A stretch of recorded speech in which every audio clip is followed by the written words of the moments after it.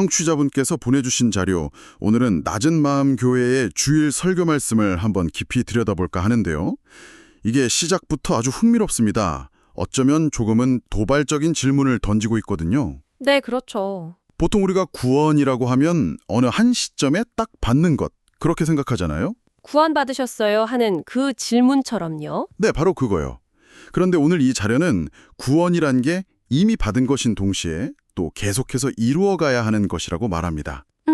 바로 너희 구원을 이루라 하는 성경 구절을 중심으로 이야기를 풀어가더라고요. 이게 참 재밌는 지점이죠. 이미 구원을 받았는데 또 뭘 이루라는 걸까? 맞아요. 마치 뭐랄까, 결승선을 통과한 선수한테 자, 이제부터 달려!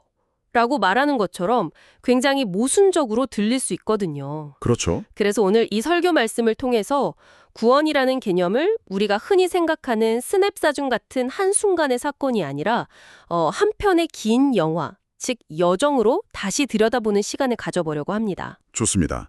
그럼 그 영화의 첫 장면부터 한번 따라가 보죠. 설교가 의외의 이야기로 시작을 해요. 네. 오늘날 우리가 겪는 어떤 혼란스러운 상황에 대한 이야기인데요. 예를 들면 아이들이 급식을 받았는데 원하는 반찬이 아니라고 그냥 버리는 거예요. 아, 이걸 막으려고 하면 인권 침해라는 말이 나오는 그런 현실을 짚더라고요. 뭔가 본질을 완전히 놓치고 있다는 지적이네요. 네, 여기서부터 분별력이라는 키워드를 딱 꺼내듭니다. 맞습니다. 설교자는 이 현상을 단지 요즘 아이들의 문제로만 보지 않고요. 이 시대를 살아가는 우리 모두의 문제로 확장해요. 정보는 막 넘쳐나는데 진짜와 가짜, 또 본질과 비본질을 구분하는 능력이 점점 흐려지고 있다는 거죠.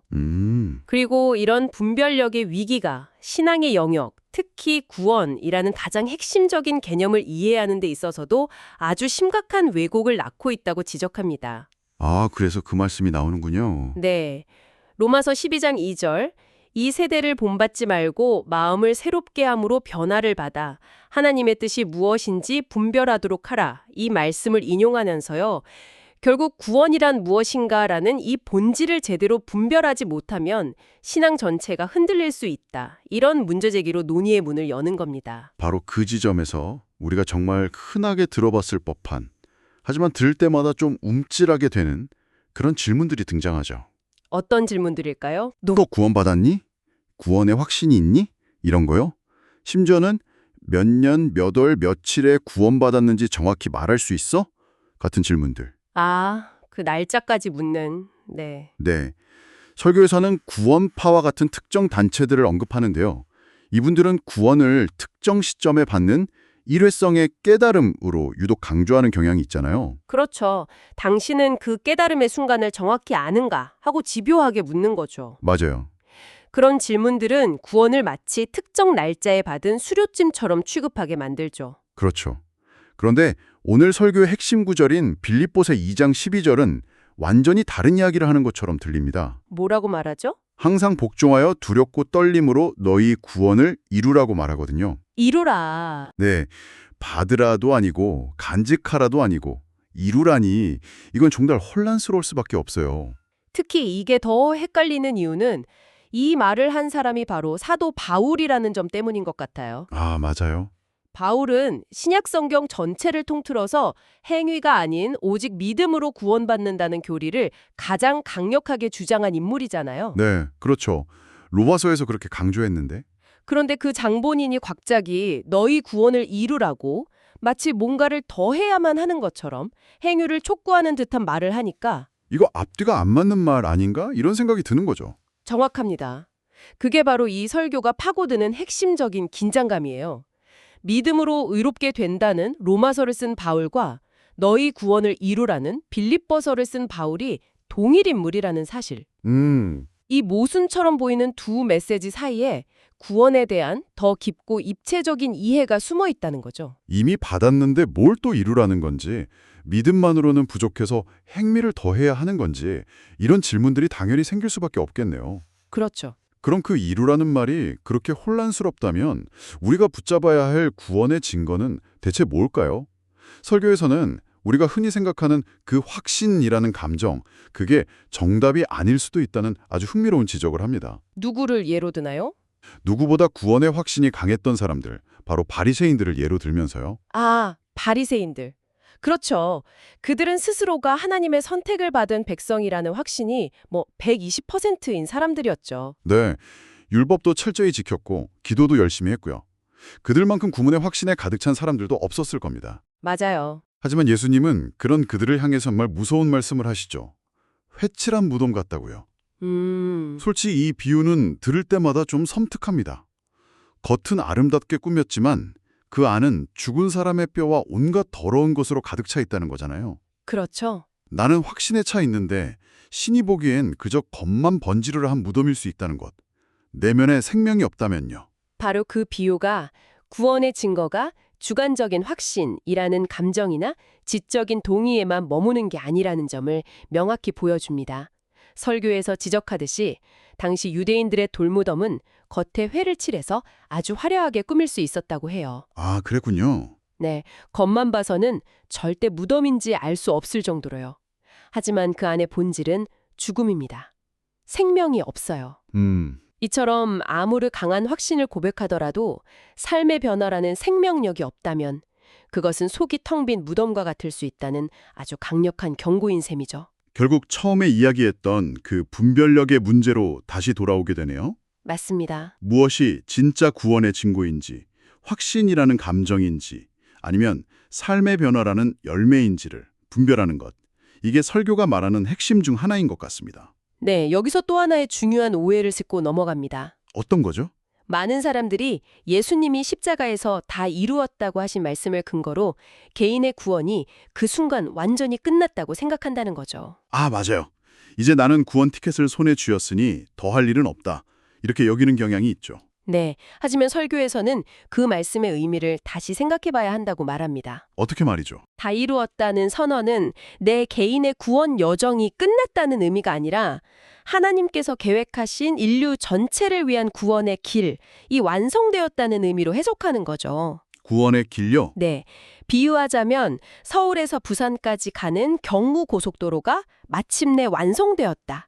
이런 선포와 같아요. 아, 이제 누구든지 그 고속도로에 올라타기만 하면 부산으로 갈 수 있게 된 거죠. 그렇다고 해서 서울에 있는 나가 저절로 부산에 도착하는 건 아니잖아요. 바로 그겁니다. 이제 그 길을 따라서 직접 운전해 가야 하는 여정이 시작된 거죠. 아, 그 비유가 확 와닿네요. 구원은 목적지 도착했다는 증명서가 아니라 목적지를 향해 출발할 수 있는 고속도로 티켓 같은 거군요. 네, 그런 셈이죠. 그래서 설교자도 자신의 경험을 이야기하면서 중학교 3학년 때 회심했던 그날이 구원의 끝이 아니라 모든 여정의 시작점이었다고 분명히 말합니다. 바로 그 여정이라는 개념을 설명하기 위해 설교에서 아주 타건한 비유를 가져오는데요. 어떤 비유죠? 바로 구약의 출애굽 사건입니다. 이스라엘 백성들이 유월절 어린 양의 피로 죽음의 재앙에서 구원받은 것, 그게 이야기의 끝이 아니었잖아요. 그렇죠. 그건 거대한 서사의 시작이었을 뿐이죠. 그 후에 홍해를 건너는 과정이 있었고 약속의 땅 가나안을 향해서 40년간 광야를 걷는 기나긴 여정이 이어졌으니까요. 맞습니다. 그런데 여정이라는 말이 와닿으면서도 한편으로는 좀 불안하게 들리기도 해요. 불안하다고요? 네, 여정이라는 건 길을 잃을 수도 있고 중간에 포기할 수도 있다는 뜻이니까요. 구원이 그렇게 불안정한 개념일까요? 아주 중요한 질문입니다. 그래서 출애굽 비유가 더 의미가 있는 겁니다. 이스라엘 백성이 일단 애굽을 탈출한 이상 다시 파라오의 노예로 돌아가는 건 불가능했어요. 아, 그렇죠. 그들의 방향은 가나안으로 명확하게 정해줬죠. 물론 광야에서 불평하고 넘어지고 심지어 우상을 숭배하기도 했지만 네. 그들의 근본적인 정체성, 즉 해방된 백성이라는 것과 방향성, 가나안을 향한다는 것 자체는 바뀐 겁니다. 아하. 구원의 여정도 마찬가지라는 거죠. 흔들리고 넘어질 수는 있어도 출발점이었던 애굽, 즉 죄의 노예 상태로 완전히 돌아가지는 않는다는 겁니다. 그렇군요. 방향키 자체가 돌아갔다는 의미군요. 삶에서 죄와 세상을 대하는 태도가 근본적으로 달라질 수밖에 없다는 거네요. 네. 이걸 현대적으로 비유하자면 마치 헬스장에서 PT를 등록하는 것과도 비슷해요. 헬스장이요? 네. 큰 마음 먹고 등록비를 내고 회원권을 받는 순간, 즉 구원을 받는 순간 건강한 몸이라는 목표를 향한 길이 열린 거죠. 아, 하지만 근육이 생기려면 매일 헬스장에 가서 운동 계획을 이루어 가야 합니다. 트레이너, 즉 성령의 도움을 받아서 자세를 교정하고 무게를 늘려가야 하죠. 회원권만 받아놓고 헬스장에 한 번도 안 나가면 몸은 전혀 변하지 않는 것과 같은 이치네요. 그렇죠. 구원을 이루라는 말은 바로 이 과정을 의미하는 겁니다. 자, 그렇다면 구원을 이루어 간다는 것, 그 헬스장에서 실제로 땀 흘리는 과정은 구체적으로 어떤 삶을 의미할까요? 여기서 중요한 게 있죠. 네, 그게 내 의지나 노력만으로 되는 게 아니라고 설교가 분명히 선을 긋는다는 점. 맞아요. 다시 빌립보서로 돌아가서 바로 다음 구절인 2장 13절을 근거로 들죠. 너희 안에서 행하시는 이는 하나님이시니 자기의 기쁘신 뜻을 위하여 너희에게 소원을 두고 행하게 하시나니. 네, 이게 핵심입니다. 내 힘으로 억지로 선해지려고 애쓰는 게 아니라는 거죠. 아, 내 안에서 성령께서 나를 이끌어 가시고 변화시켜 가신다는 의미입니다. 그 결과 삶의 방향이 자연스럽게 바뀌게 돼요. 예를 들면요. 나 중심의 이기적인 삶에서 하나님과 이웃을 위한 삶으로, 개인주의적인 신앙에서 교회와 공동체를 위한 삶으로요. 성령의 열매를 맺고 좁은 길을 걸으며 세상의 기준보다 더 높은 도덕적, 윤리적 삶을 살게 되는 것은 구원을 얻기 위한 조건이나 자격이 아니라 이미 구원받은 삶에서 나타나는 자연스러운 결과이자 증거라는 거군요. 바로 그겁니다. 설교에서 예로 든 북한 보이부 요원 이야기가 굉장히 인상 깊었습니다. 그 실화바탕 영화 이야기요? 네. 가짜 찬양단을 감시하려는 임무를 받고 위장 투입됐는데 계속해서 찬양을 듣고 억지로 부르다가 정말로 그 가사에 감화되어서 내면이 변화하고 결국에는 순교까지 했다고 하더군요. 이건 정말 인간의 결심이나 의지로는 설명할 수 없는 변화잖아요. 그렇죠. 그 이야기는 구원이 단순히 지적인 동의나 감정적인 경험을 넘어서는 한 인간을 뿌리부터 뒤흔드는 전인격적인 변화라는 것을 극적으로 보여줍니다. 삶의 태도, 가치관, 인생의 방향성 자체가 완전히 달라지는 것. 예전에는 나를 위해 살았다면 이제는 타인을 위해 살고, 내 것만 챙겼다면 이제는 기꺼이 나누는 삶으로 바뀌는 것.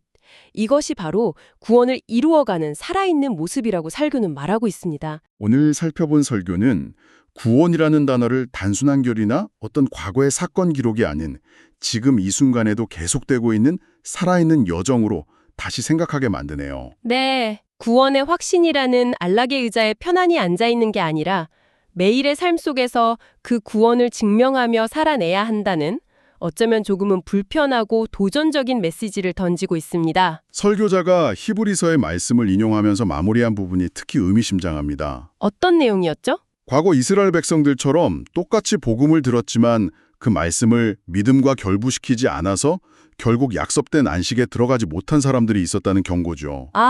결국 구원은 값싼 은혜가 아니라 하나님의 말씀을 삶으로 치열하게 살아내는 과정이라는 것을 다시 한번 강조하는 겁니다. 듣는 것에서 그치는 게 아니라 그 말씀이 내 삶의 일부가 되어야 한다는 거네요. 그렇습니다. 설교자는 마지막에 내가 정말 구원을 이루고 있는가? 라는 질문 앞에 스스로 부끄러워지며 이 부족한 나를 통해 주님을 친히 이루어 주시길 기도한다고 고백합니다. 네, 그 정직한 고백이 참 울림이 있었죠. 이 고백이 오늘 청취자분들께도 깊은 울림을 주는 것 같습니다. 저희가 준비한 이야기는 여기까지입니다만 마지막으로 이런 질문을 던져드리고 싶네요.